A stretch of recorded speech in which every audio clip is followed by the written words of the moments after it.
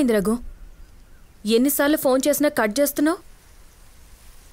సడన్గా కనిపించకుండా పోయావు. నీకు ఏం చెప్పాలో ఎలా చెప్పాలో అర్థం కావడం లేదు సంధ్య. ఏమీ చేయలేని సిచ్యువేషన్లో ఉన్నా. ఏదో ఒకటి చెప్పు, టెన్షన్గా ఉంది. నా ఓవర్ స్మార్ట్ లెక్కలకి నా జిందగీ మొత్తం ఆగమైపోయింది సంధ్య.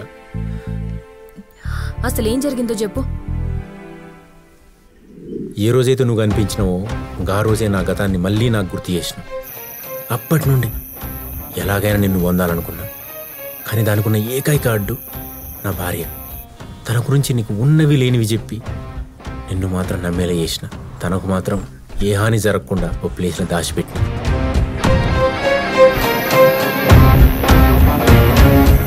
చేసిన పాపం ఊరికే పోదు కదా.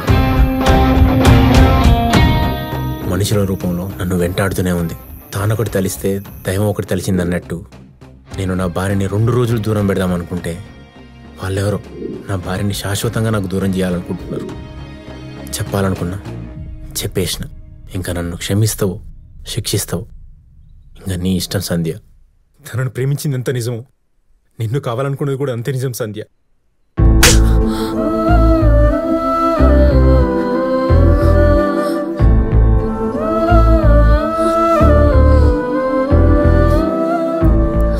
ఆశకి అత్యాశకి భూమికి ఆకాశానికి ఉన్నంత తేడా ఉంది రఘు. మన మధ్య నేను భూమికి ఆకాశానికి మధ్యలో నడవాలనుకోవడమే నేను చేసిన తప్పు. బంగారం లాంటి భార్యను మోసం చేసినావు. నిన్ను నమ్మి నీ దగ్గరకు వచ్చినందుకు నన్ను ఆగం చేసినావు. అది కాదు సంధ్య, నేను చెప్పేది ఒక్కసారి